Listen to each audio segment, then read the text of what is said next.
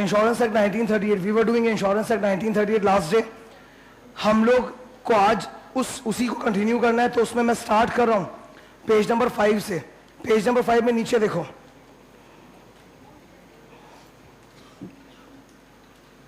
Page number 5 में नीचे देखो, नीचे एक टॉपिक दिख रहा है कंट्रोल ओवर मैनेजमेंट, यहां से स्टार्ट होगा, ठीक है। तो कंट्रोल ओवर मैनेजमेंट, अच्छा इस टॉपिक के अंदर क्या पढ़ने वाले हैं वो मैं तुमको एक बार एडवांस में उसका आइडिया दे रहा हूं ताकि वो तुम्हारा पिकअप इजी होगा। ओके, तो पूरे के पूरे इंश्योरेंस इंडस्ट्री को रेगुलेट कर रहे, पूरे के पूरे इंश्योरेंस इंडस्ट्री को रेगुलेट कर रहा है इरडा। अब मान लो there is an insurance company, insurance company का जो मैनेजरियल पर्सन है, जो टॉप नॉच पीपल है, की मैनेजरियल पर्सन, जो लोग उसको संभाल रहे हैं, MD, whole time director, CEO etcetera, ठीक है। अगर ये लोग करप्ट है, अगर इसका की मैनेजरियल पर्संस करप्ट है, या फिर they are acting in a manner which is detrimental to the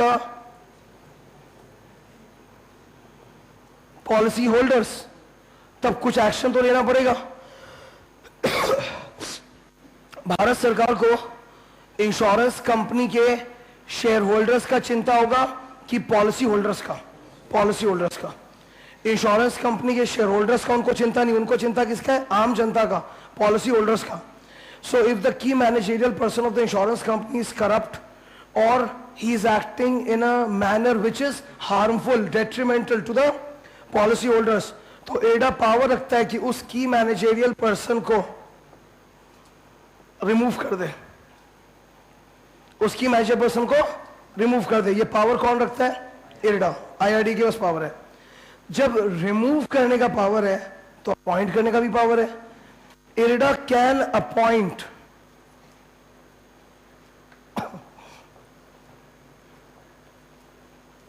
additional directors on the board of an insurance company.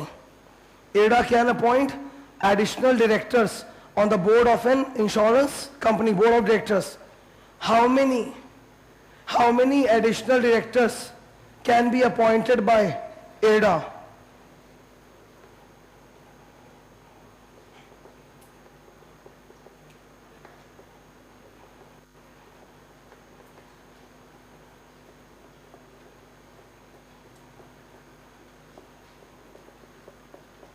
सब लिखा हुआ है, कुछ लिखने का नहीं, खाली मतलब मैं तो एक इंट्रोडक्शन दे रहा हूं, सब लिखा हुआ है।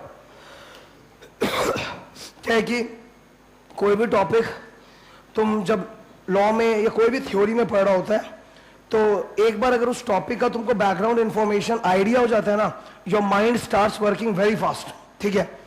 एक तो क्या होगा कि मैं बुक उठाऊंगा और मैं बुक का वो लाइन बाय लाइन रीड मारूंगा, उसमें मेरा पूरा स्पीड मर जाता है, एकदम स्पीड मर जाएगा, ठीक है। मेरा पिकअप बहुत स्लो होगा। और अगर पहले से मेरे को उस टॉपिक का एक आइडिया होता है कि ये ऐसा है भी ऐसा है, तो मेरा माइंड उसी रिदम में वर्क कर रहा है। अब जब मैं रीड करता हूं ना, तो वो पूरा जोर से इंप्रेस करता है ब्रेन के ऊपर और याद हो जाता है। Retentivity is higher. खाली रीड मार के समझ लेना तो ऑब्जेक्टिव नहीं है ना, मेरे को तो याद भी रखना पड़ेगा फॉर एग्जाम। तो एक बार एक आइडिया हो जाता है, अच्छा ये पढ़ने वाले हैं, ठीक है। These are all simple techniques. मतलब क्या होता है कि बिफोर स्टार्टिंग एनी थ्योरी, तुमको जब भी बैठो थ्योरी पढ़ने के लिए एक टारगेट लेके बैठना पड़ता है कि अभी मैं 2 घंटा थ्योरी पढ़ूंगा। ज्यादा कोई फ्लैम्बॉयंट प्लान बनाने का दरकार नहीं कि 10 घंटा मारेंगे, नहीं, 2 घंटा थ्योरी पढ़ेंगे और टारगेट कर लो ये 2 घंटा के अंदर मेरे को ये 30 पन्ना या 40 पन्ना पढ़ना है। एक बार का जो कोटा है तुम्हारा 2 घंटे का, वो 30 या 40 पन्ना से ज्यादा नहीं हो पाएगा। तो अब जब तुम डिसाइड कर लिया कि मेरे को ये 2 घंटा पढ़ना है, 30-40 पन्ना पढ़ना है, तो एक बार फटाफट पूरे मैटर को स्किम कर लो। डोंट हैव टू रीड, खाली टॉपिक्स का नाम स्किम कर लो धड़ाधड़। इससे क्या है, जो 30-40 पेज तक तुम पढ़ने वाले हो उस 2 घंटे की सिटिंग में, वो तुम्हारे माइंड में पहले से लोड हो जाता है। इससे तुम्हारा माइंड वर्क करने लग जाता है कि हाँ मेरा ये प्लान है, मेरा ये डिसिप्लिन है, मेरे को 2 घंटे के अंदर ये टॉपिक्स पढ़ना है। और वो सारा टॉपिक्स क्या है ना, वो फिर तुमको एक पूरा चेन की तरह दिखाई देता है, लिंक्ड आपस में दिखाई देता है। This skimming exercise will require 7 to 8 minutes लगेगा। उसके बाद जब तुम पढ़ने बैठेगा, तुम देखिएगा तुम्हारा स्पीड बहुत जोर चल रहा है, एकदम जोर धड़ाधड़ पढ़ते जा रहे हो, वो बेस्ट तरीका है। तो मैं भी वही कर रहा हूं। मैं बेसिकली टॉपिक में घुसने के पहले उसका एक इंट्रोडक्शन पूरा आइडिया दे रहा हूं, इससे जब हम लोग एंटर करेंगे तो पिकअप बहुत फास्ट होगा और रिटेन हो जाएगा। तो इरडा रिमूव करने का पावर रखता है तो अपॉइंट करने का पावर भी रखता है। How many additional directors can be appointed by IRDA? Lower of number 1, 1/3 of the total strength of the board of directors as fixed by the articles। अरे इंश्योरेंस कंपनी भी तो कंपनी है ना, insurance company is a public company, तो public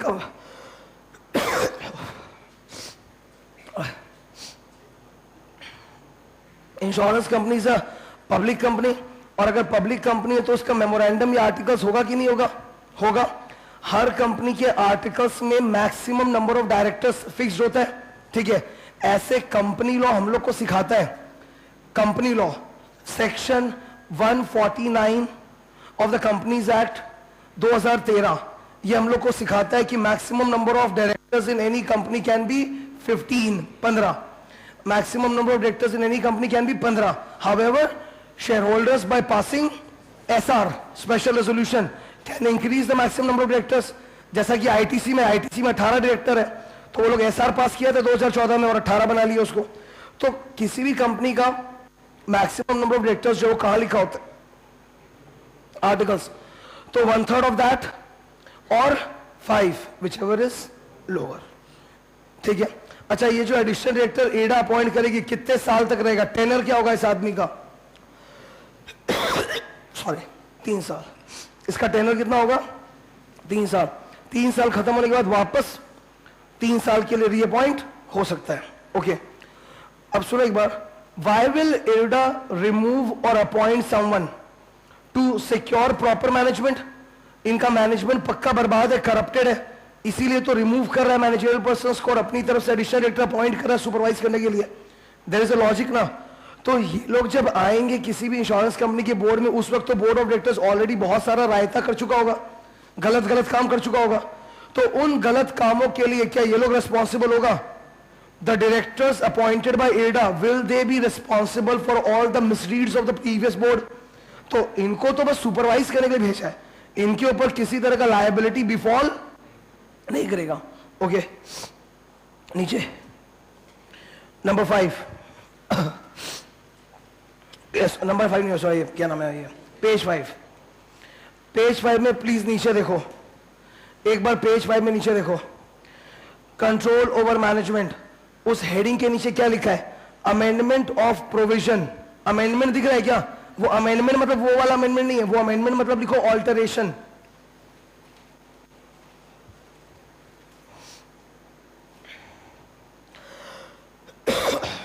sorry, मेरी एक बात को सुनना प्लीज। इंश्योरेंस इंडस्ट्री को रेगुलेट करता है इरडा और बैंकिंग सेक्टर को रेगुलेट करता है आरबीआई।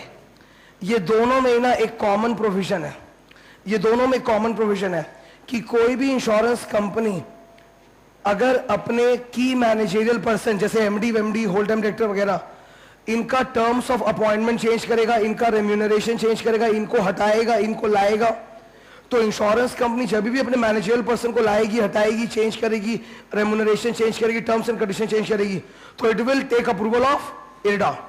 कोई बैंक, अगर बैंक अपने मैनेजरियल पर्सन को अपॉइंट करेगा, रिमूव करेगा, उसका terms and conditions of appointment change करेगा, रेम्यूनरेशन चेंज करेगा, तो bank will take approval of RBI. ये कॉमन है। तो यहां ये जो वर्ड लिखा था ना अमेंडमेंट ऑफ प्रोविजन, ये अमेंडमेंट नहीं है, ये ऑल्टरेशन है बोलने का मतलब, ठीक है। पढ़ते हैं, alteration of provisions relating to appointments of managing directors etc to be subject to previous approval of IRDA। आगे जो लिखा हुआ है उसका पूरा समरी एक ही लाइन में खत्म। नेक्स्ट,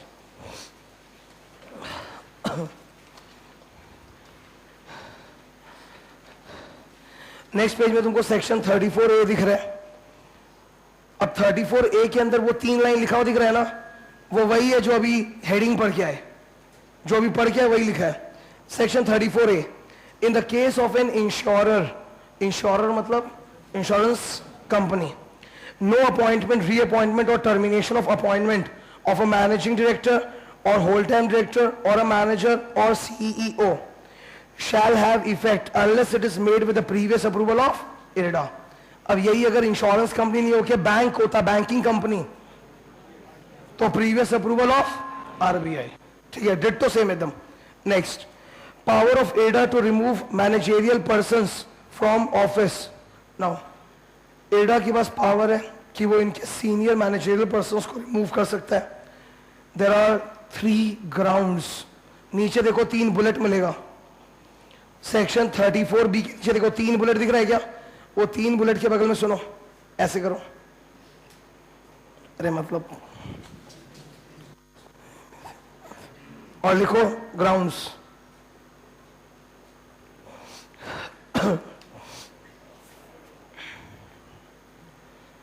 किस ग्राउंड्स पे रिमूव करेगा? सिंपल सिंपल बात है। एक तो ये लोग जो भी करते हैं, एक नाम पक्का रहेगा, पब्लिक इंटरेस्ट। दूसरा, टू सिक्योर प्रॉपर मैनेजमेंट। या तीसरा, to secure the interest of the policy holders. यही होना है, पढ़ते हैं। Where it is satisfied that number A, in the public interest, or number B, for preventing the affairs of an insurer being conducted in a manner detrimental to the interest of policy holders. Number C, for securing proper management. आगे, he may for ... अच्छा, remove करेंगे वो सही है, चलो किसी भी manager person को रिमूव कर सकता है, पर रिमूव करने के पहले एक हियरिंग का मौका देगा ना, कि हियरिंग कंडक्ट करें, बात वो भी अपना रख सके, फिर एडा फैसला ले। हम लोग हर जगह ये डायलॉग पढ़ते हैं, an opportunity of being heard. ये लाइन कॉमन है, टैक्स में भी बहुत बार आता है, an opportunity of being heard must be given. ये अपॉर्चुनिटी ऑफ बीइंग हर्ड का मतलब क्या है? हियरिंग। तो एक हियरिंग का मौका देना चाहिए कि नहीं? ठीक है, पढ़ते हैं। He may for reasons to be recorded in writing by order remove from office with effect from such date। ये लोग इरडा को भी ही बोल रहा है, ठीक है ना? वो जो सी के पॉइंट नंबर सी के बाद लिखा ना ही में, वो ही इरडा है। मैंने कल बोला था ना, ही का मतलब ही, शी, इट सब है, ठीक है। He may for reasons to be recorded in writing by order remove from office with effect from such date as may be specified in the order any director or CEO by whatever name called of the insurer। remove कर सकता है। अब उसके बाद एक 2 line लिखा होगा, उस 2 लाइन के ऊपर लिखो ना हियरिंग।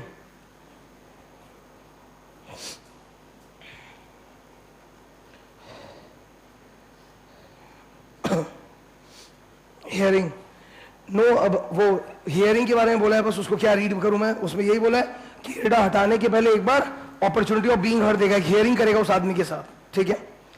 फिर हियरिंग के बाद नीचे देखो शेडेड दिख रहा है क्या? कुछ मिला क्या? 3 लाइन का शेडेड, वो नया अमेंडमेंट है। उस शेडेड के बगल में लिखो सेम पेनल्टी, लिखो वो जो शेडेड दिख रहा है ना 3 लाइन का, वो अमेंडमेंट है, उसमें लिखो सेम पेनल्टी एज गिवन इन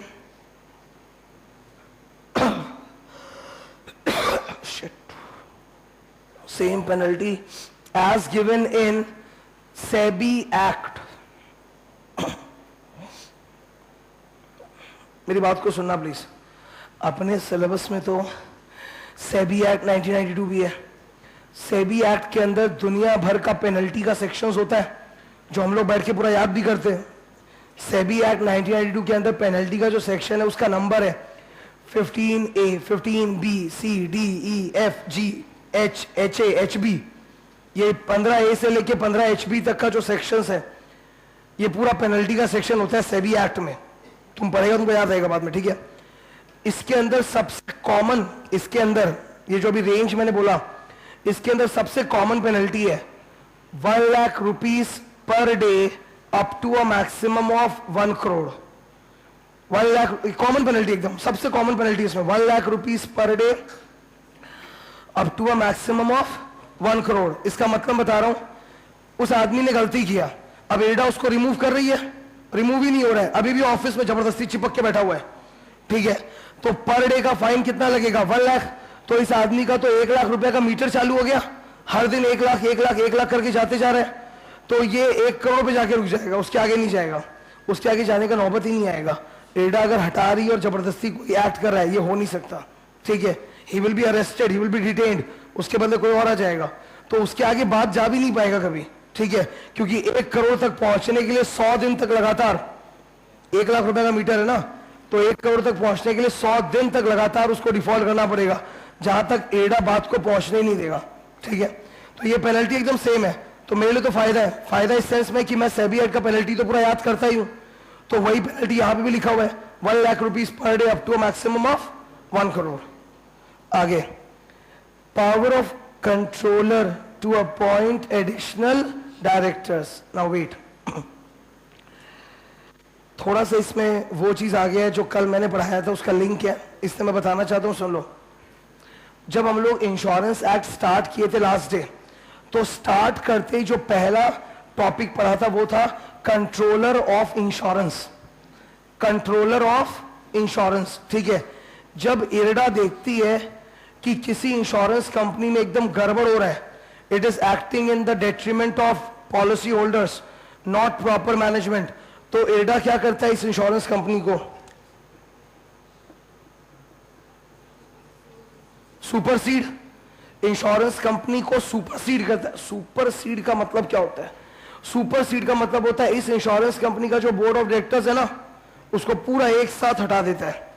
सुपरसीड का मतलब है इंश्योरेंस कंपनी को जो ऑटोनॉमी दिया है छीन लो, इंश्योरेंस कंपनी को जो अपना बिजनेस चलाने का ऑटोनॉमी है छीन लो, और फिर एडा का बोर्ड, ये इंश्योरेंस कंपनी के बोर्ड ऑफ डायरेक्टर्स को पूरा हटाओ और एक आदमी को अपॉइंट करती है जिसको बोला जाता है कंट्रोलर ऑफ इंश्योरेंस।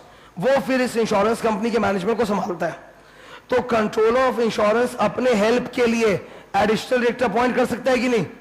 तो कंट्रोलर ऑफ इंश्योरेंस इरडा से पूछकर, कंट्रोलर ऑफ इंश्योरेंस इरडा से पूछकर एडिशनल डायरेक्टर्स अपॉइंट करवा सकता है अंदर।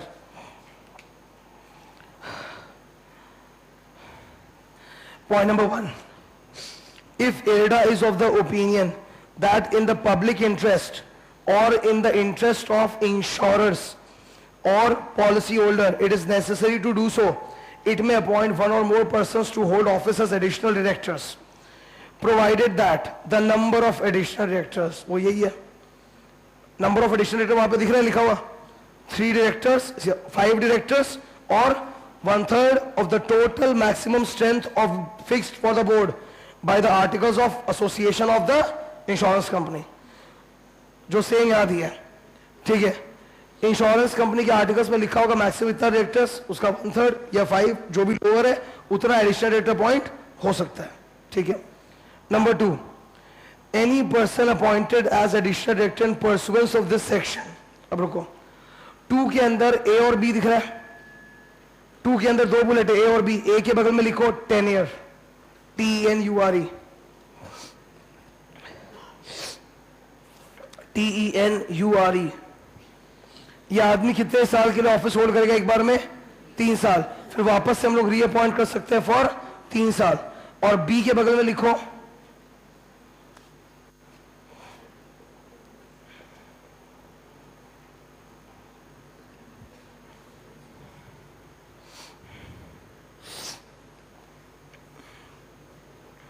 ऊपर लिखना है क्या?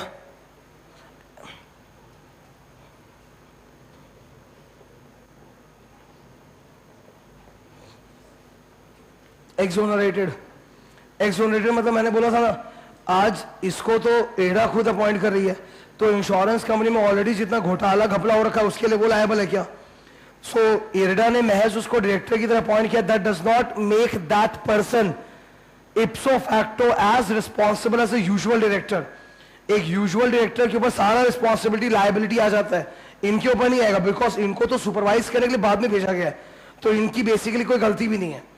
ठीक है, नेक्स्ट नंबर 3 दिख रहा है, नंबर 3 में एक प्रिंटिंग मिस्टेक है।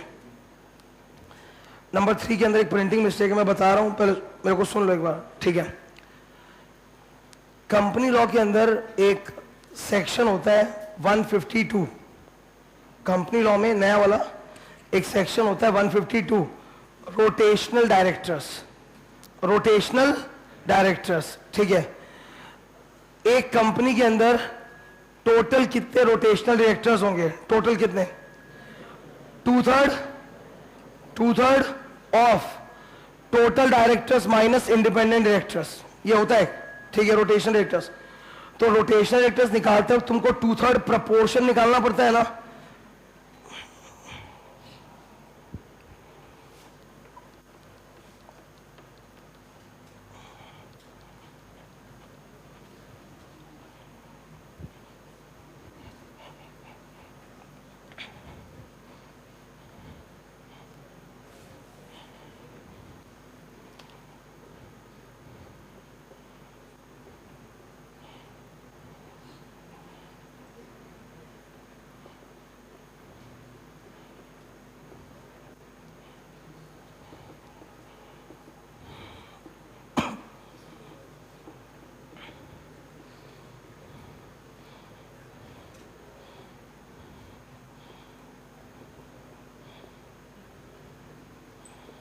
ये प्रपोर्शन वो निकालते हैं, बोलते हैं ये वाला प्रपोर्शन निकालते वक्त इस टोटल डायरेक्टर्स वाला नंबर के अंदर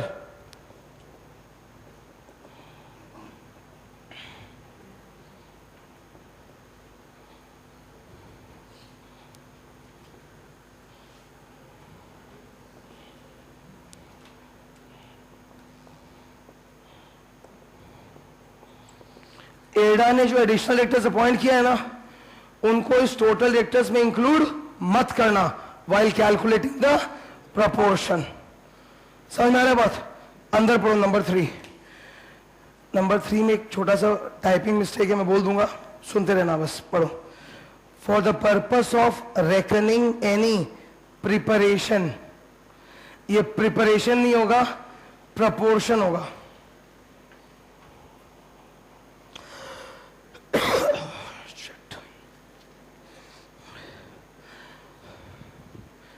ये प्रिपरेशन नहीं होगा, क्या होगा?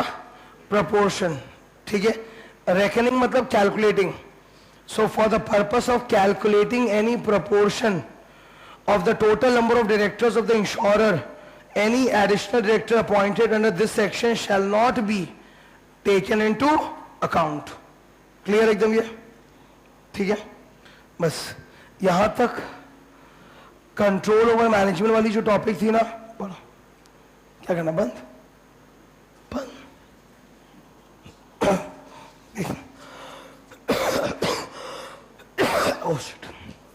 यहां तक कंट्रोल ओवर मैनेजमेंट वाला जो टॉपिक है वो खत्म होता है। ठीक है, अब पूरा एक शेडेड स्टार्ट हो रहा होगा, देखो लाइन से देखो, पूरा अब एक शेडेड स्टार्ट हो रहा है ना। सेक्शन नंबर 38, 39, 40 तीनों इंपॉर्टेंट है, क्वेश्चन सेट करने के लिए आइडियल मटेरियल है।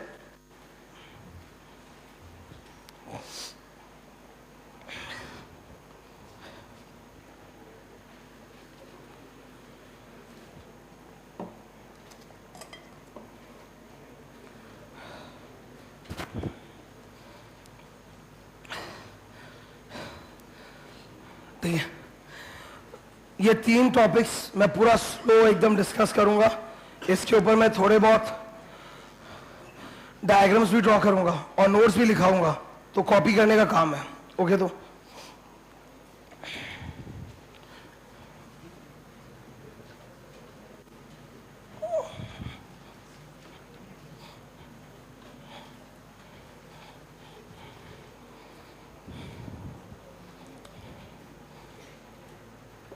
कॉपी करना।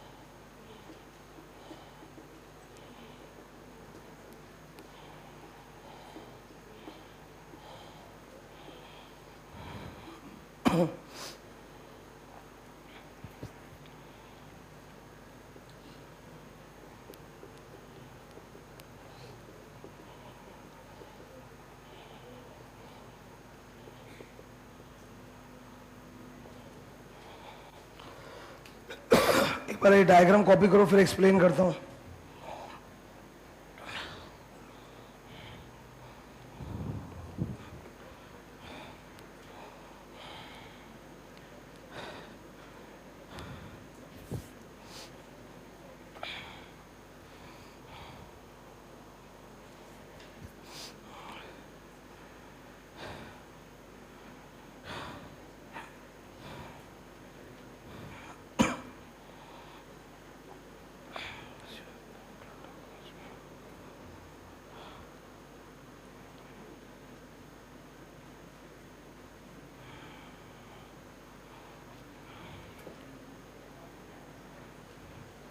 ठीक है, मैं बोलूं क्या?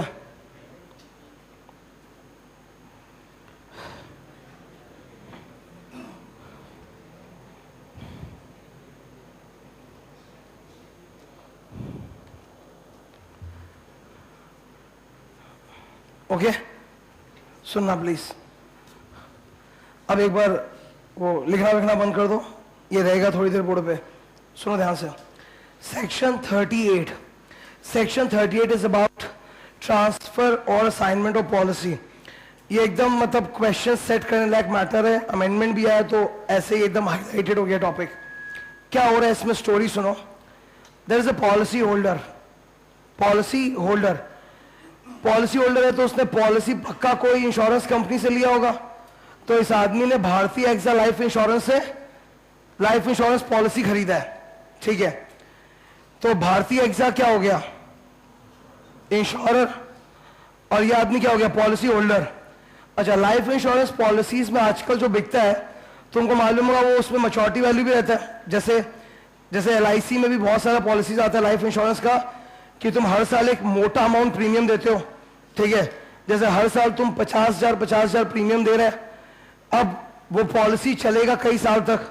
अगर तुम बीच में मर गया तो तुमको वो लोग एक बड़ा अमाउंट दे देंगे, और अगर तुम बाई चांस नहीं भी मरा तो at the end of the tenor, एक टेनर होता है इसका पॉलिसी का, 20 साल 21 साल वगैरह कुछ टेनर होता है। तो अगर मान लो तुम मतलब वो भी मतलब कंटिन्यू रह गए, ठीक है, तो 21 साल के बाद तुमको मैच्योरिटी अमाउंट भी मिलेगा। और इन पॉलिसीज का बीच में भी एक सरेंडर वैल्यू होता है। मतलब जैसे मैं एक एग्जांपल ले रहा हूं, शायद जीवन बोल के कोई पॉलिसी होता है, जीवन आनंद, ठीक है। तो जीवन आनंद में क्या चक्कर होता है कि अलग अलग स्कीम्स होता है, तुम प्रीमियम देते जाओ, 3 साल तक तो सरेंडर नहीं होगा, उसके बाद तुम सरेंडर कर सकता है। 21 साल का पॉलिसी होता है, ठीक है, 21 साल का पॉलिसी है, 3 साल तक तो कुछ नहीं हो सकता, 3 साल के बाद सरेंडर कर सकते हो, तो कुछ सरेंडर वैल्यू मिलेगा।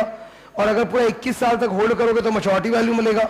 और 21 साल के बीच में अगर पॉलिसी होल्डर की डेथ हो जाएगी तो उसको मैच्योरिटी वैल्यू मिलेगा। It's like that. तो ऐसा policy it's like an investment.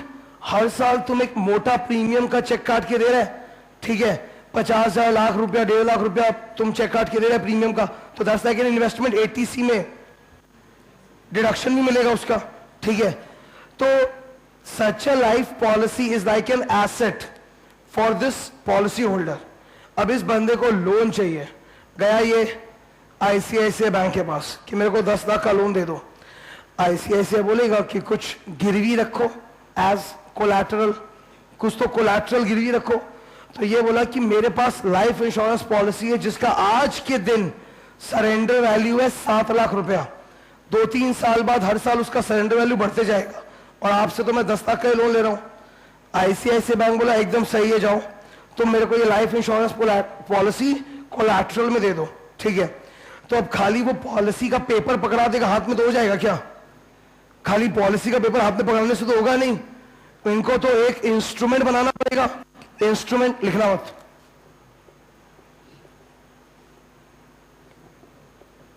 अभी कुछ लिखना हो मैं सब लिखा दूंगा, ठीक है। इनको तो एक आपस में इंस्ट्रूमेंट साइन करना पड़ेगा। इस इंस्ट्रूमेंट को क्या बोला जाता है? Assignment deed.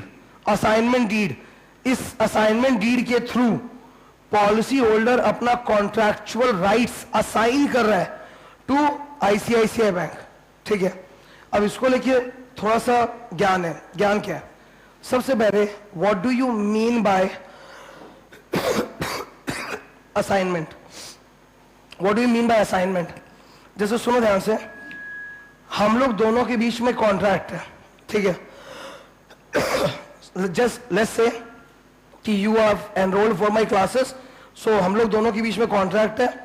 हम लोग दोनों के पास ही एक कॉन्ट्रैक्चुअल राइट है और एक कॉन्ट्रैक्चुअल ऑब्लिगेशन है।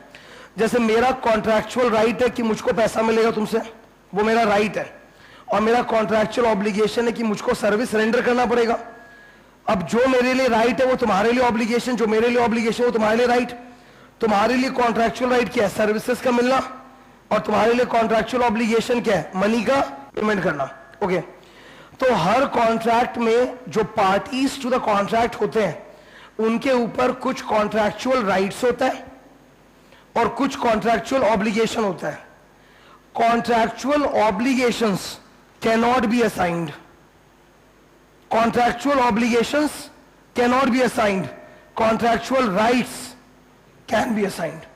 अब एक बार ध्यान से सोचो जरा, ये लाइन क्लियर है तो एक बार लिख लो, लिखो। assignment means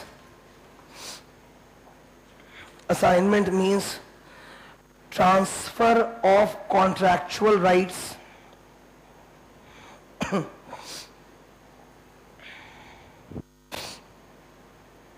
to a third party। Assignment means transfer of contractual rights to a third party। अब मेरा एक बात ध्यान से सुनो प्लीज, एक बार प्लीज ध्यान सुना इधर। इंश्योरेंस का जो कॉन्ट्रैक्ट है वो किसके और किसके बीच में है? इंश्योरेंस पॉलिसी भी तो एक कॉन्ट्रैक्ट है, इंश्योरेंस पॉलिसी भी तो एक कॉन्ट्रैक्ट है। तो इंश्योरेंस का कॉन्ट्रैक्ट पॉलिसी होल्डर और इंश्योरेंस कंपनी के बीच में। नाउ इंश्योरेंस कॉन्ट्रैक्ट में पॉलिसी होल्डर के ऊपर कुछ राइट्स है और कुछ ऑब्लिगेशन भी है, हर कॉन्ट्रैक्ट में होता है। पॉलिसी होल्डर का राइट्स क्या है? सरेंडर वैल्यू मिलेगा, मैच्योरिटी वैल्यू मिलेगा। और पॉलिसी होल्डर का ऑब्लिगेशन क्या है? प्रीमियम देना पड़ेगा। समझ आ रहा है तो बात? ठीक है। असाइनमेंट किसका हो सकता है? कॉन्ट्रैक्चुअल राइट्स का या कॉन्ट्रैक्चुअल ऑब्लिगेशन का? राइट्स का। तो जब ये पॉलिसी होल्डर बैंक को अपना पॉलिसी असाइन करेगा तो वो खाली राइट्स असाइन कर रहा है ना, कि कल को मैं गड़बड़ कर दूं तो पॉलिसी सरेंडर करके वैल्यू तुम ले लेना। क्या ऑब्लिगेशन असाइन कर रहा है? क्या बैंक प्रीमियम देगा क्या अब इस पॉलिसी पे? प्रीमियम कौन देता रहेगा? अभी भी policy holder. Obligations are not assigned, only rights are assigned। कि कल को मैं अगर डिफॉल्ट कर दूं, लोन नहीं चुकाऊं तुम्हारा 10 लाख का, तो तुम मेरी इस पॉलिसी को सरेंडर करके सरेंडर वैल्यू ले लेना। समझ में आ रहा है बात एकदम? यहां तक क्लियर है? लिखो नंबर 1। ये कॉपी हो गया सबका? क्या कॉपी करो, फिर मैं बोलता हूं अगर नहीं हुआ तो।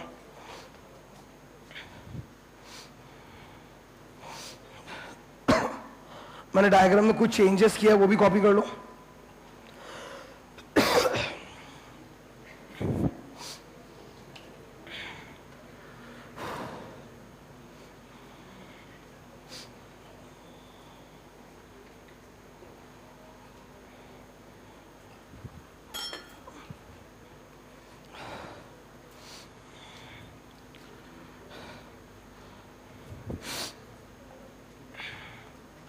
यहां तक ठीक है?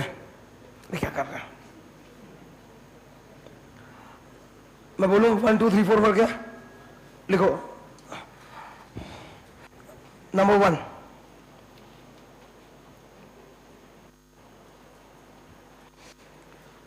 Method of assignment.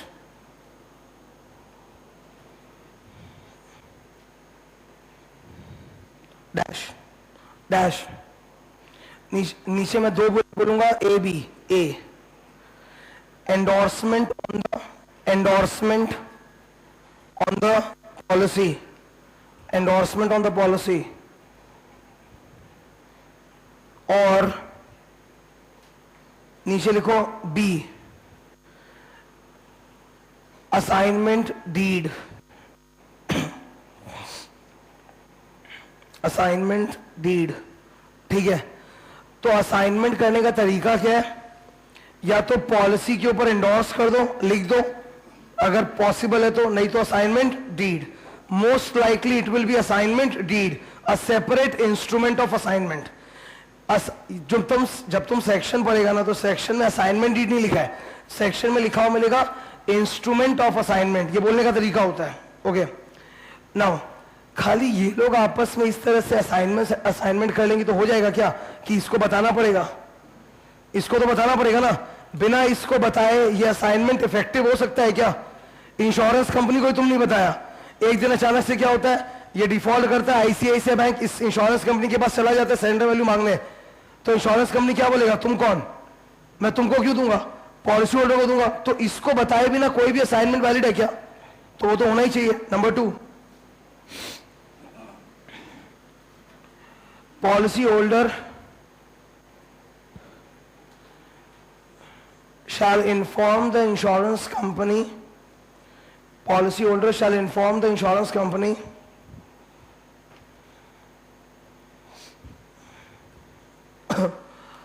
through a notice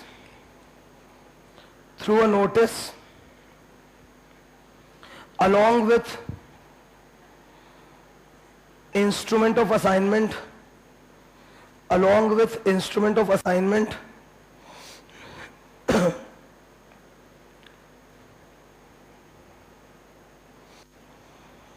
ठीक है, फुल स्टॉप। उसी में आगे लिखो फुल स्टॉप के बाद, the assignment shell not B operative, the assignment shell not B operative until notice has been given to the insurer, until notice has been given to the insurer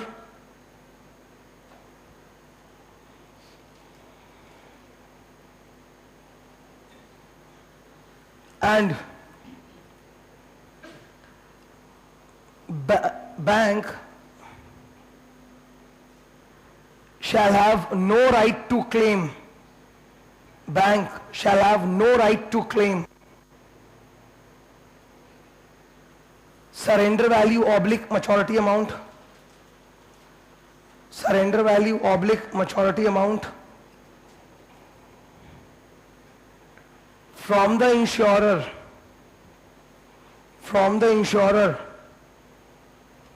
until such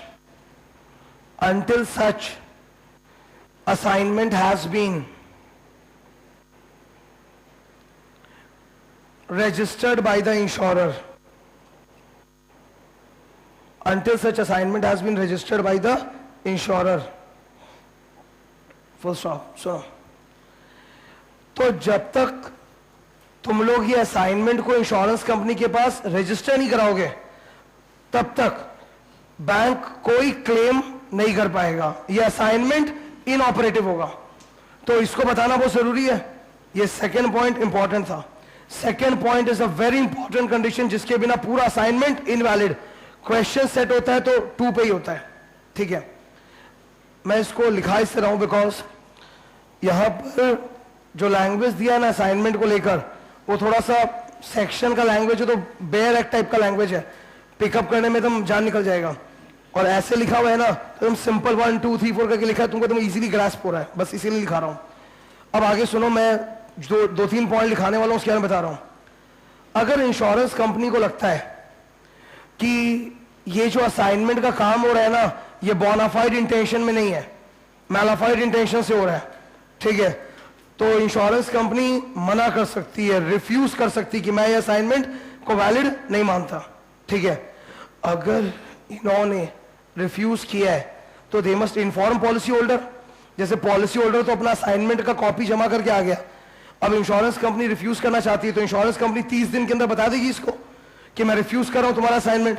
अच्छा, अगर ये इसको बता देगा कि मैं रिफ्यूज कर रहा हूं तो पॉलिसी होल्डर के पास कोई रेमेडी है क्या? हाँ है, policy holder can appeal to IRDA, policy holder can appeal to IRDA कि इंश्योरेंस कंपनी मेरा असाइनमेंट रजिस्टर नहीं कर रही है, 30 दिन के अंदर बता देगा, ठीक है। लिखो number 3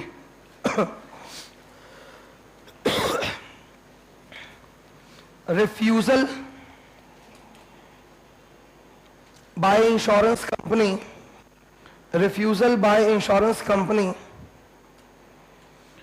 to register the assignment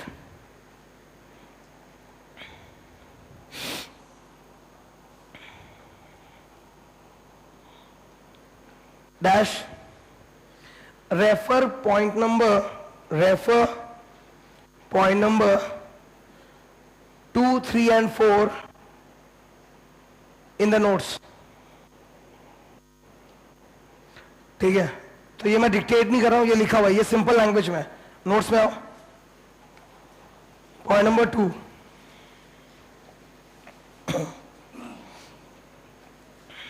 ठीक है, नोट्स में आओ. सेक्शन 38 का सबसेक्शन 2 देखो. An insurer may accept the transfer or assignment or decline to act upon any endorsement made under subsection 1 where it has sufficient reason to believe that the transfer or assignment is not bona fide. Bona fide मतलब genuine होता है, mala fide का मतलब होता है bad intention, bona fide मतलब genuine intention. So transfer assignment is not bona fide or is not in the interest of policy holder or in public interest and is for the purpose of trading of insurance policy. तो मना कर सकता है. ठीक है, एक काम करो, ये पॉइंट नंबर 2 के बगल में लिखो ना, ground for refusal.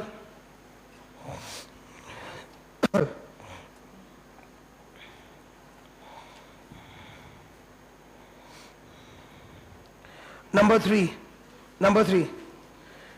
Point number 3 में बोला है, आज सपोज इंश्योरेंस कंपनी, मैं इंश्योरेंस कंपनी हूं, मैं रिफ्यूज कर रहा हूं कि मैं ये असाइनमेंट रिकॉर्ड नहीं करूंगा, तो मैं पॉलिसी होल्डर को 30 दिन के अंदर नोटिस देके बता दूंगा कि मैं मना कर रहा हूं, मैं नहीं करूंगा. Number 3, the insurer shall before refusing to act upon the endorsement record in writing the reasons for such refusal and communicate the same to the policyholder not later than 30 days from the date of the policyholder giving notice of such transfer or assignment. तो policy holder को ये 30 दिन के अंदर बता देगा. अब policy holder के पास क्या रेमेडी है? अपील. पॉलिसी होल्डर एडा के पास अपील करेगा. पॉइंट नंबर 4 के बगल में लिखो, अपील टू एडा.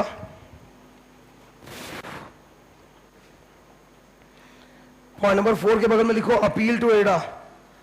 Any person aggrieved by the decision of an insurer to decline to act upon such transfer assignment may within a period of 30 days from the date of receipt of the communication from the insurer containing reasons for refusal prefer a claim to the authority. Authority का मतलब होता है एडा, तो एडा में appeal कर सकता है वो. ओके, असाइनमेंट खत्म होता है.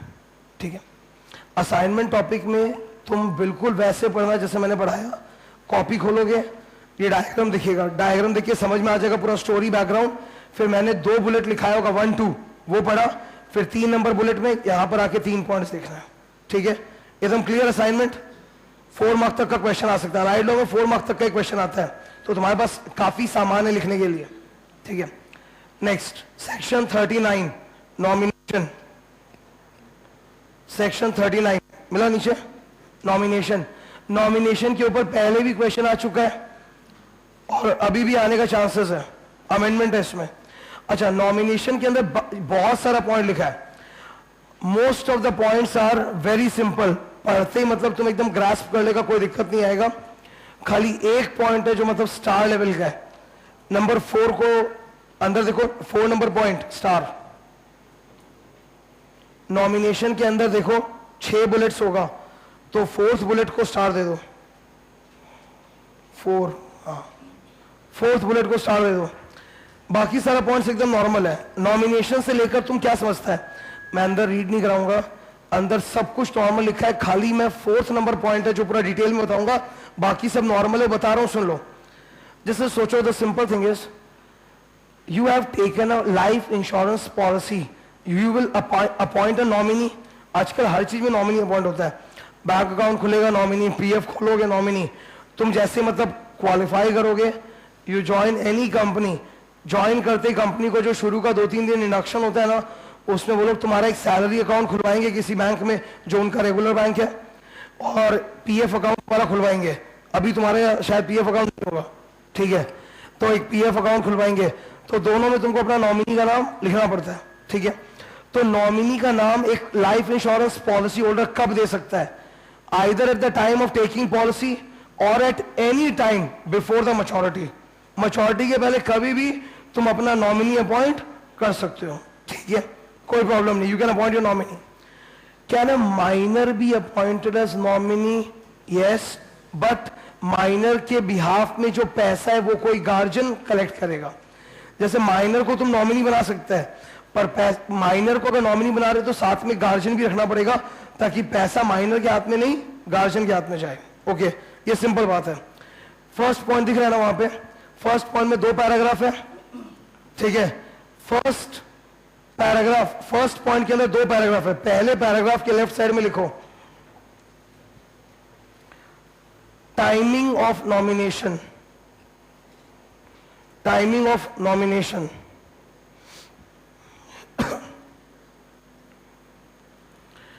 और सेकेंड पैराग्राफ के बगल में लिखो माइनर।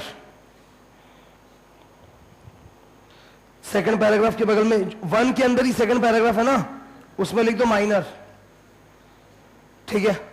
तो कब तुम नॉमिनी अपॉइंट कर सकता है? पॉलिसी लेते वक्त या एनी टाइम बिफोर मैच्योरिटी तुम एक नॉमिनी अपॉइंट कर सकता है। दूसरा, क्या माइनर को नॉमिनी बना सकते हो? हाँ, पर उसके लिए गार्जियन भी रखना पड़ेगा। ओके, अच्छा, क्या तुम एक बार अपना नॉमिनी अपॉइंट करने के बाद बदल सकता है क्या? हाँ, जैसे मोस्ट प्रॉब्ली क्या होगा कि तुम अभी, अगर तुम अभी लाइफ, जैसे मैं अभी लाइफ इंश्योरेंस पॉलिसी ले रखा हूं, तुम्हारे पास भी होगा, तो नॉमिनी कौन है? पेरेंट्स होंगे मोस्ट प्रॉबेबली, या अगर भाई बहन है तो भाई बहन होगा। फिर मैरिज के बाद जनरली क्या हो जाता है, जब मैरिज होता है तो नॉमिनी चेंज करवाया जाएगा, ठीक है। You will appoint may be your wife और चिल्ड्रन एज अ नॉमिनी, तो नॉमिनी चेंज होता है कि नहीं? होता है। इसके लिए ना इरडा ने एक रेगुलेशन बना रखा है। जैसे क्या है, इंश्योरेंस कंपनी बोल रही है कि आप अगर नॉमिनी अपना बदलोगे ना तो पैसा लगेगा, आप अगर अपना नॉमिनी का नाम चेंज करोगे तो फीस लगेगा। तो इसके ऊपर इरडा ने रेगुलेशन बना रखा है, IRDA bracket open fees for cancellation और change of nominee bracket close regulations. तो हर चीज का इरडा रेगुलेशन बना रखा है। तो you can change your name of nominee, और जब नॉमिनी का नाम बदलोगे तो बैंक वाला तुमको एक सर्टिफिकेट दे देगा कि हाँ, ये लो रिटन एक्नॉलेजमेंट, तुम्हारे नॉमिनी का नाम चेंज हो चुका है, ठीक है। नीचे पॉइंट नंबर 2, पॉइंट नंबर 2 के बगल में लिखो प्रोटोकॉल। क्या बोलो? पॉइंट नंबर 2 के बगल में लिखो प्रोटोकॉल। प्रोटोकॉल का मतलब है तुम नॉमिनी कैसे अपॉइंट करता है। पॉलिसी के फेस पे ही एंडोर्स कर सकते हो या फिर अलग से नॉमिनेशन फॉर्म भर सकते हो। वो इंश्योरेंस कंपनी बताएगी कि वो लोग का क्या सिस्टम है। इंश्योरेंस कंपनी के पास क्या होता है ना, जनरली जो पॉलिसी का डॉक्यूमेंट साइन कराते हैं उसी के अंदर नॉमिनी का नाम लिखा जाता है, नहीं तो अलग से भी नॉमिनेशन फॉर्म लेके तुम नॉमिनी का नाम भर सकते हो। तो how do you appoint your nominee और चेंज योर नॉमिनी, उसका प्रोटोकॉल क्या है? ये है जो पॉइंट नंबर 2 में लिखा है कि पॉलिसी के फेस पे कर दो एंडोर्समेंट या फिर अलग से नॉमिनेशन फॉर्म। नंबर 3 के बगल में लिखो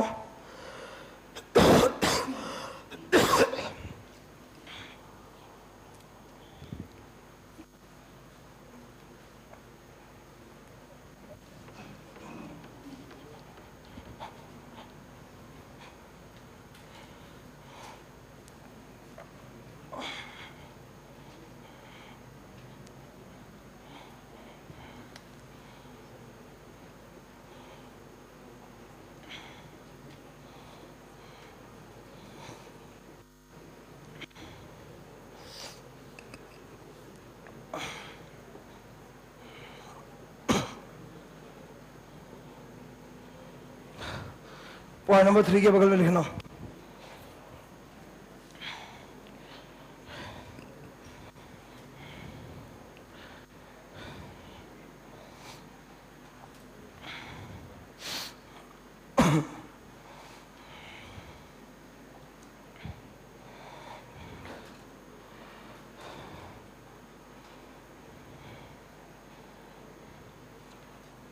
पॉइंट नंबर 3 में ना अंदर जब रीड करोगे तो फीस, रेगुलेशन, ये सब वर्ड मिलेगा। तो रेगुलेशन का नाम ये है, ठीक है। इंश्योरेंस कंपनी तुमको एक रिटन एक्नॉलेजमेंट दे देगी कि तुम्हारे नॉमिनी का नाम जो चेंज करा है वो रिकॉर्ड हो गया है, ठीक है।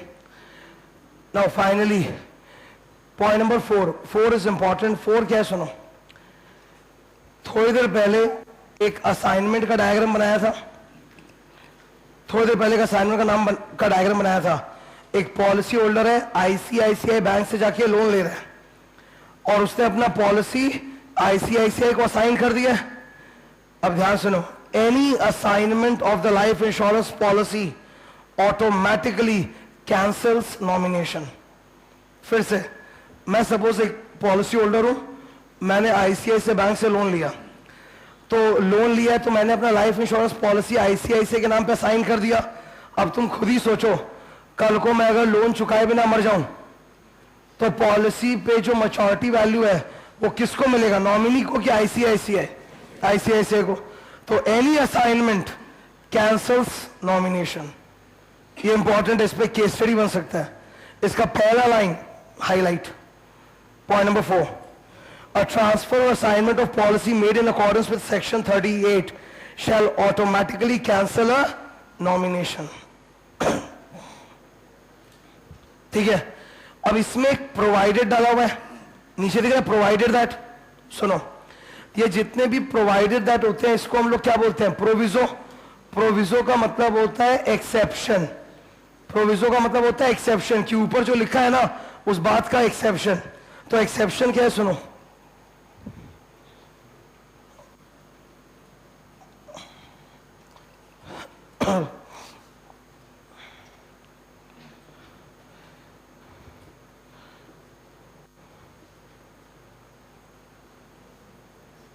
पॉलिसी होल्डर, इस पॉलिसी होल्डर ने जिस इंश्योरेंस कंपनी से पॉलिसी लिया है, जिस इंश्योरेंस कंपनी से पॉलिसी लिया है उसी से लोन ले रहा है और उसी के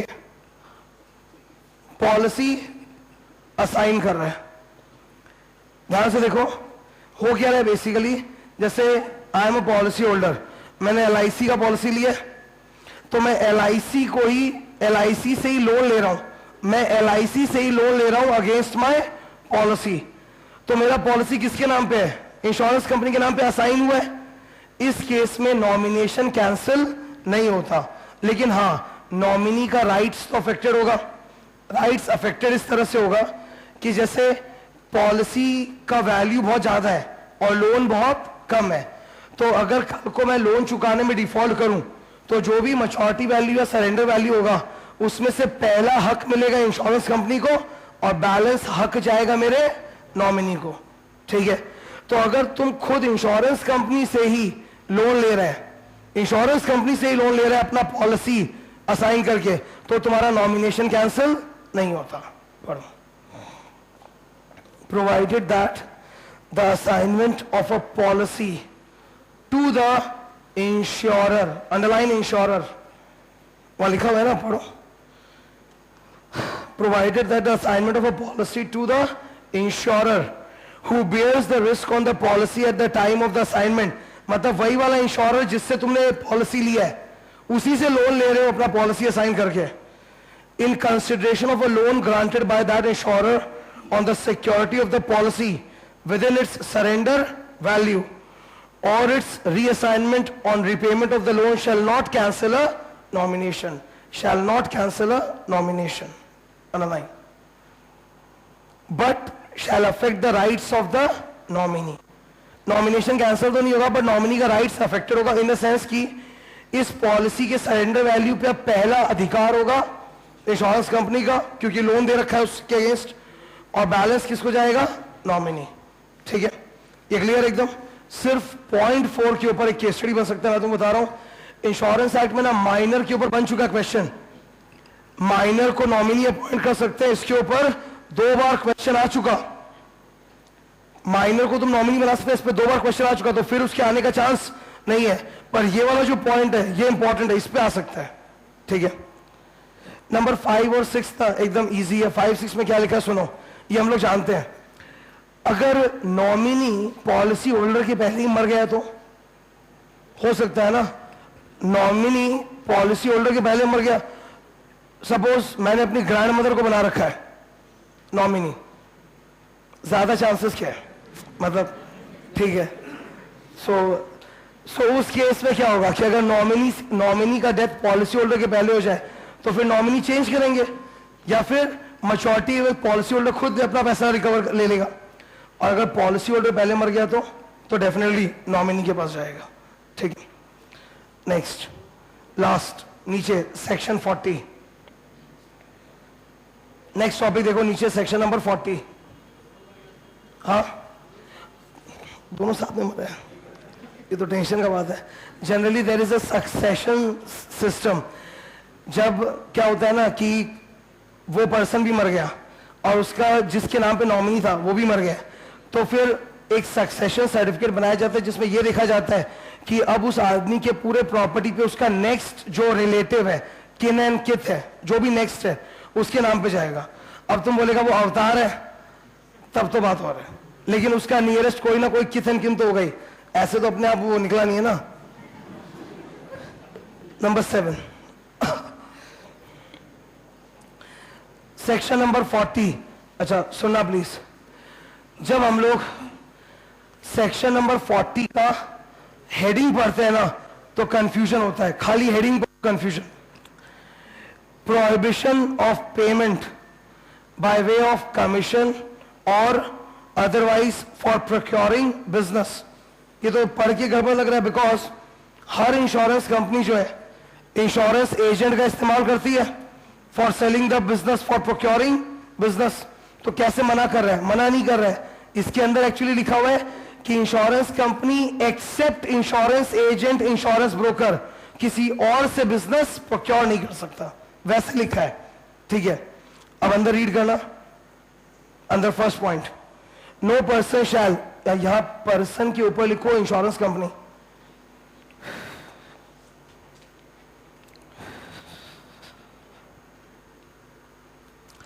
नो पर्सन शैल, पर्सन के ऊपर लिखो insurance company. No insurance company shall pay or contract to pay any remuneration or reward whether by way of commission or otherwise for soliciting or procuring insurance business in India to any person except को circle, except insurance agent or an intermediary or an insurance intermediary.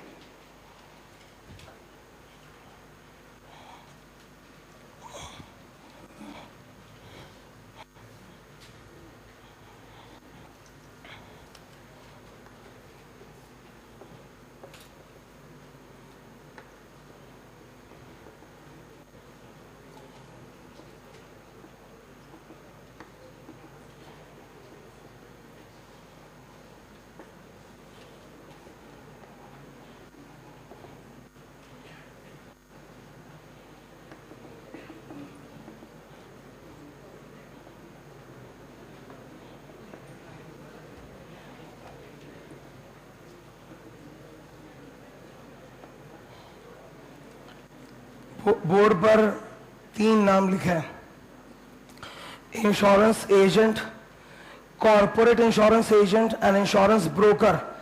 Insurance agent क्या होता है that we know. Corporate insurance agent मतलब वो agent कोई individual नहीं है, एक कंपनी है।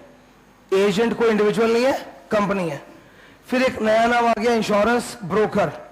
What is the difference between insurance agent and insurance broker? Agent और ब्रोकर में क्या फर्क होता है? यहां पे इन्होंने क्या बोला कि कोई भी इंश्योरेंस कंपनी एजेंट के थ्रू बिजनेस प्रोक्योर कर सकता है bye paying commission. Insurance intermediary को पेमेंट कर सकता है फॉर प्रोक्योरिंग बिजनेस।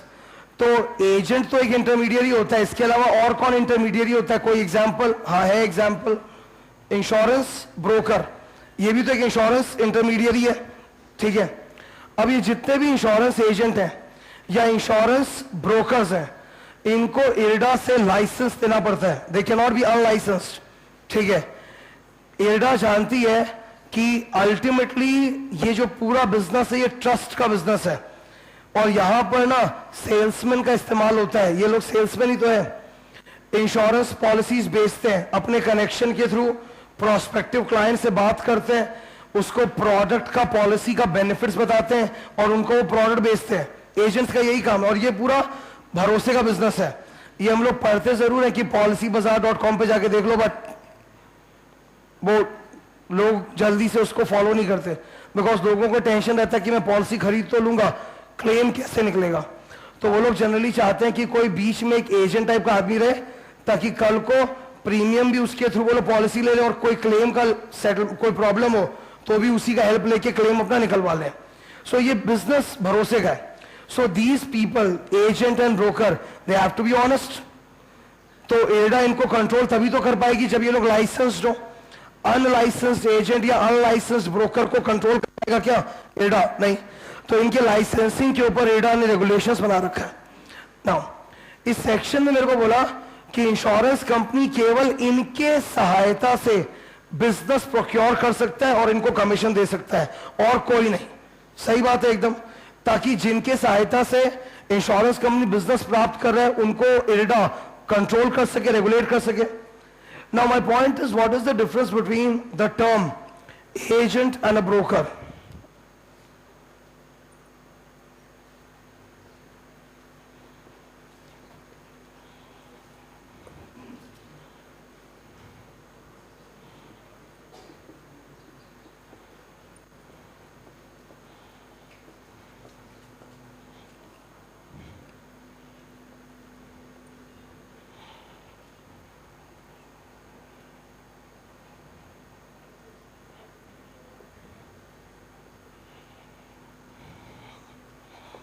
ध्यान से देखो, एजेंट जो होता है ना वो किसी एक ही इंश्योरेंस कंपनी के लिए काम करता है। एजेंट जो होता है वो केवल एक ही इंश्योरेंस कंपनी के लिए काम करता है, ठीक है। On the other hand broker जो होता है वो बहुत सारी इंश्योरेंस कंपनीज के लिए मिलकर काम करता है, बहुत सारी इंश्योरेंस कंपनीज के लिए, ठीक है। अब एक लॉजिकल या सोचने वाला बात यह है, क्लाइंट यानी हम लोग जैसे ऑर्डिनरी पीपल, हम लोग जो क्लाइंट है, हम लोग जो पॉलिसी होल्डर्स होने वाले हैं, खरीदने वाले हैं, पॉलिसी होल्डर के बारे में ज्यादा अच्छे से कौन सोचेगा, ज्यादा ईमानदारी से कौन सोचेगा? ये आदमी की है, आराम से सोच लो। पॉलिसी होल्डर के भले के बारे में कौन सोचेगा, सही एडवाइस कौन देगा? जैसे फॉर एग्जांपल मैं पॉलिसी होल्डर हूं, मेरे को पॉलिसी खरीदना है, मैं थोड़ा आइडिया दे रहा हूं, मैं पॉलिसी होल्डर हूं, मेरे को पॉलिसी खरीदना है। अगर मैं एजेंट के पास गया तो एजेंट तो इसी इंश्योरेंस कंपनी का प्रोडक्ट्स का गुणगान करेगा। ये अगर भारतीय एक्सा का एजेंट है तो ये तो बोलेगा भारतीय एक्सा बेस्ट है, इसी का लो, ये लो, वो लो। He will not give me correct advice to suit my requirements. मैं इसके पास जाऊंगा, ही हैज सेवरल ऑप्शंस, इसका तो मल्टीपल इंश्योरेंस कंपनी से टाई अप है, ये मेरे को हर एक के द्वारा अलग अलग ऑफर किए हुए प्रोडक्ट के फायदे के बारे में बताएगा और बोलेगा कि आपके लिए ये बेस्ट रहेगा। तो he is better for the policy holder because इसके पास मल्टीपल ऑप्शन है। तो ये क्लाइंट को, पॉलिसी होल्डर को बेटर एडवाइस करेगा, ये नहीं करेगा। ये तो खाली अपना फायदा देखेगा, उसी इंश्योरेंस कंपनी के प्रोडक्ट्स का तुमको सेल करने की कोशिश करेगा। तो इंश्योरेंस एजेंट और ब्रोकर में थोड़ा डिफरेंस है, ठीक है। यहां तक एक बार क्लियर है क्या? First point. तो सेक्शन नंबर 40 का पहला पॉइंट क्या है? इंश्योरेंस एजेंट या इंश्योरेंस ब्रोकर्स, इनके सर्विसेज से इंश्योरेंस कंपनी प्रोक्योर कर सकती है बिजनेस और इनको कमीशन दे सकती है। And they are obviously licensed, IRDA से लाइसेंस लेना पड़ता है। नंबर 2,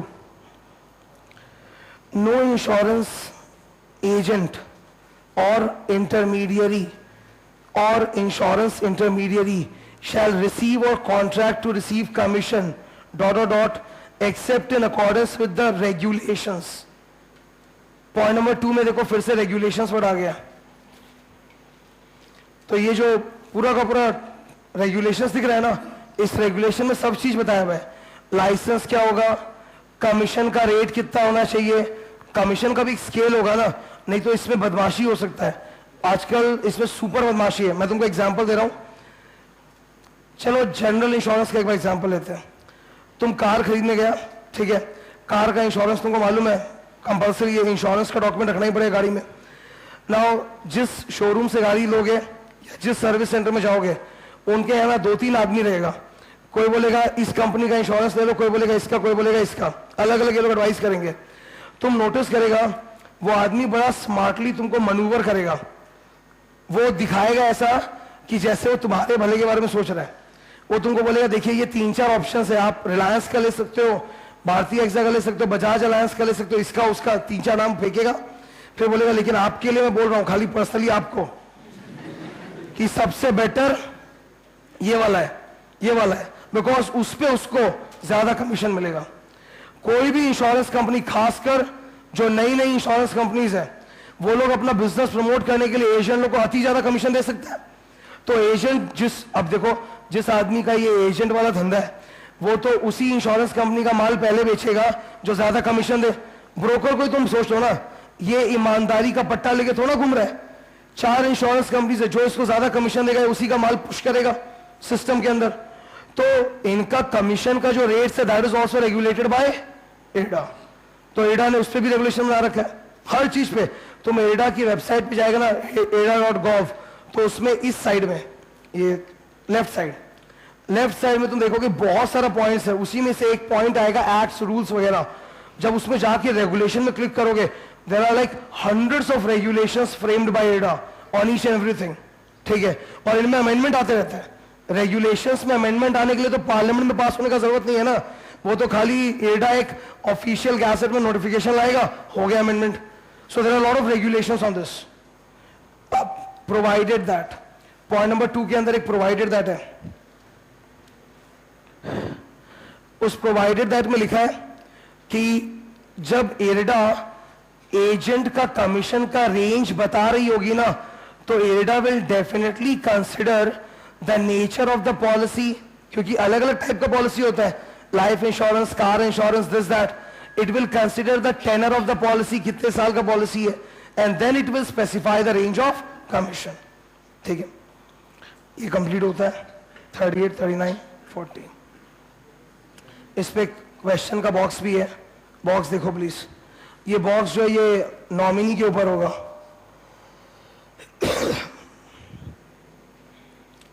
ये क्वेश्चन एग्जाम में आया हुआ है, नॉमिनी के ऊपर है, ओके। सिंपल क्वेश्चन है एकदम, सेक्शन 39 के हिसाब से तुम लिख सकते हैं आंसर। नेक्स्ट टॉपिक, क्वेश्चन के बाद, policy not to be called in question on ground of misstatement after 3 years। मैंने 3 years को हाईलाइट किया है ना, वो पहले 2 years था, तो 3 years के ऊपर लिख दो, earlier it was 2 years।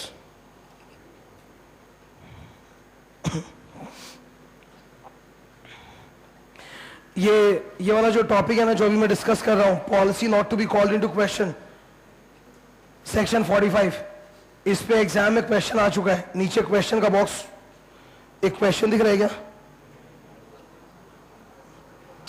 Question last में होगा, जाओ।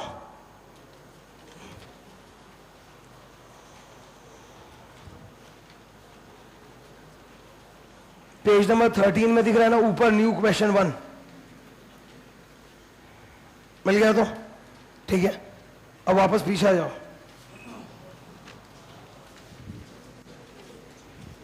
हर चीज में क्या पूछ, सुनना प्लीज। ब्रेक के पहले ये रुको, हाँ ब्रेक के पहले ये आखिरी टॉपिक है, ब्रेक के पहले ये आखिरी टॉपिक है, सुन लो एक बार, ध्यान सुनो। जैसे क्या है कि IRDA always wants to protect policy holders. It always wants to work in the advantage, in the interest, in the benefit of policy holder. Okay. कोई इंश्योरेंस कंपनी है गंदा काम कर रही, गंदा काम in the sense, insurance company वाले जब पॉलिसी बेचते हैं तब तो हर तरह का प्रॉमिस कर देते हैं, और लोग क्या करते हैं, अपना सारा डॉक्यूमेंट जमा करके पॉलिसी खरीद लेते हैं, प्रीमियम देना चालू कर देते हैं। जिस दिन नुकसान होता है और क्लेम मांगने का मौका आता है, insurance company starts raising objections on the documents submitted by policy holder. Insurance company उस दिन जाके 3-4 साल तक तुम प्रीमियम देते जा रहे, प्रीमियम लेते हो तो इंश्योरेंस कंपनी कोई उंगली नहीं किया, और जिस दिन तुमको नुकसान हुआ, तुम क्लेम मांगने के लिए गए इंश्योरेंस कंपनी के पास, इंश्योरेंस कंपनी उस दिन बोल रहा है आपने ये वाला पेपर जो हमारे पास सबमिट किया था वो गड़बड़ है, वो गड़बड़ है, वो गड़बड़ है, इसलिए आपका क्लेम एडमिसिबल नहीं है। तो ये तो गलत है। How can insurance company raise objection after such a long time? तो there must be some window, there must be some time limit कि इतने दिन के अंदर ये ऑब्जेक्शन करना है तो कर लो, उसके बाद नहीं। तो पहले ये 2 साल था, अब ये 3 साल है, यानी एक बार पॉलिसी लिए हुए 3 साल अगर बीत जाए, तुम हर साल प्रीमियम देते जा रहे हैं, 3 साल के बाद इंश्योरेंस कंपनी कोई ऑब्जेक्शन नहीं उठा पाएगा कि तुम्हारे ओरिजिनल डॉक्यूमेंट्स में ये गड़बड़ था, वो गड़बड़ था, कोई ऑब्जेक्शन नहीं उठा पाएगा, ठीक है, अनलेस साबित कर दे कि तुमने जानबूझ के गलत डॉक्यूमेंट दिया था। जस्ट मैं एग्जांपल दे रहा हूं, तुमको लाइफ इंश्योरेंस पॉलिसी लेना है, लाइफ इंश्योरेंस पॉलिसी। अब एक बात तुम समझते हैं, लाइफ इंश्योरेंस पॉलिसी का प्रीमियम जो होता है वो कई चीज पे डिपेंड करता है। It depends on your age, it depends on your age. अगर हम लोग अभी लाइफ इंश्योरेंस पॉलिसी लेंगे, हमारा प्रीमियम कम है, लेकिन पापा लोग अगर इंश्योरेंस पॉलिसी लेते लाइफ का, उनका प्रीमियम ज्यादा होता है, ठीक है। It depends on age. It also depends on the medical history of the policy holder, ठीक है। अगर वो पर्सन ऑलरेडी उसका हार्ट कंडीशन है या एस्थमा है या कुछ भी XYZ है, ठीक है, तो उसके मेडिकल हिस्ट्री पे डिपेंड करेगा प्रीमियम कितना है, नहीं है। तो अब अगर उस आदमी ने एकदम मटेरियल फैक्ट ही झूठा दिया है, तब तो इंश्योरेंस कंपनी कभी भी ऑब्जेक्शन कर सकती है, 3 साल के पहले, 3 साल के बाद। That is obvious. देखो 2-3 चीज अलाउड है एकदम, 2-3 चीज ऐसा है ना जहां ये 3 साल का लिमिट नहीं लगेगा। अगर वो पॉलिसी होल्डर जानबूझकर एकदम इंपॉर्टेंट फैक्ट, मटेरियल फैक्ट को सप्रेस किया है, उस क्या नाम है उसका, पॉलिसी होल्डर को मेडिकली प्रॉब्लम था, एस्थमा था या हार्ट का वो अटैक आया हुआ है पहले एक बार, और उसने ये बात पॉलिसी लेते छुपा ली है, बाद में साबित हुआ, तो ये तो एकदम मटेरियल फैक्ट है। इस पे तो 3 साल के बाद भी इंश्योरेंस कंपनी ऑब्जेक्शन कर सकती है कि आपने झूठा दिया था, इससे आपका क्लेम एडमिसिबल नहीं है। या फिर सोचो एज, लाइफ इंश्योरेंस पॉलिसी में एज मैटर्स अ लॉट, कि इतना एज था तो आपने अपना एज का प्रूफ गलत जमा दिया था, तो उस पर भी इंश्योरेंस कंपनी कभी भी ऑब्जेक्शन कर सकती है, 3 साल के पहले, 3 साल के बाद। लेकिन इन सब चीजों को छोड़ के फालतू या फ्रिवोलस पॉइंट्स जो ज्यादा मायने नहीं रखता, छिछोरा पॉइंट्स है जिसमें मायने नहीं रखता, उस पे इंश्योरेंस कंपनी 3 साल के बाद ऑब्जेक्शन रेज नहीं कर सकती। पर बोनाफाइड रीजंस अगर है, जैसे तुमने इंपॉर्टेंट फैक्ट छुपाया अपने बारे में या एज में गड़बड़ प्रूफ दिया है, तो उस पे इंश्योरेंस कंपनी कभी भी बाद में ऑब्जेक्शन रेज कर सकता है, और बाकी सब चीजों पे 3 साल के अंदर ही ऑब्जेक्शन रेज कर सकता है, उसके बाद नहीं। क्लियर है ये? नीचे देखो। अच्छा, ये जो सेक्शन है ना, इसका लैंग्वेज बहुत कड़ा है, बहुत हार्ड है। मतलब जब तुम लैंग्वेज पढ़ो, अभी मैं बोला इसमें कोई दिक्कत नहीं है, ये समझ में आता है, पर जिस तरह से लिखा है इसके अंदर, वो लैंग्वेज बहुत ट्रबल देगा, ठीक है, वो लैंग्वेज ट्रबल देगा। पढ़ते हैं। No policy of life, underline life,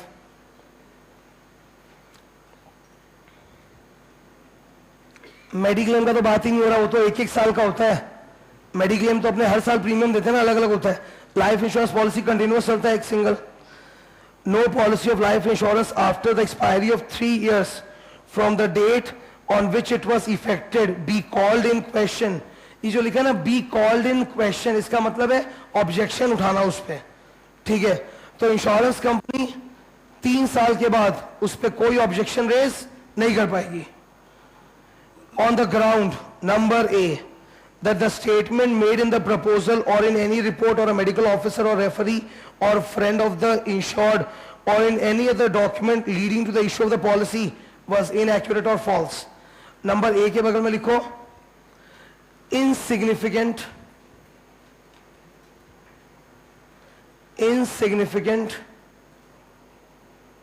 falsity, insignificant falsity, falsity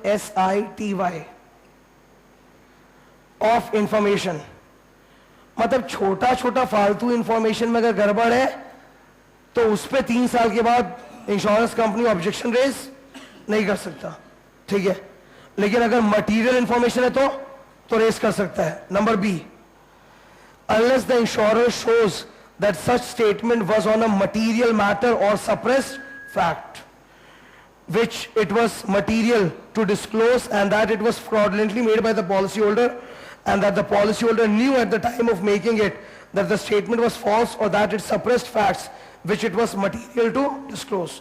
इतना लंबा लाइन का शॉर्ट मतलब अगर पॉलिसी होल्डर ने एकदम इंपॉर्टेंट फैक्ट को छुपाया है या झूठ बोला है, जानबूझ के झूठ बोला है, तब तो इंश्योरेंस कंपनी 3 साल के बाद भी ऑब्जेक्शन रेज कर सकता है, ठीक है। लेकिन छोटे छोटे इंफॉर्मेशन में 3 साल के बाद ऑब्जेक्शन रेज नहीं होगा। यहां तक ओके है। अब नीचे एक heading, policy not deemed to be called in question, आगे लिखो, in the case of age proof,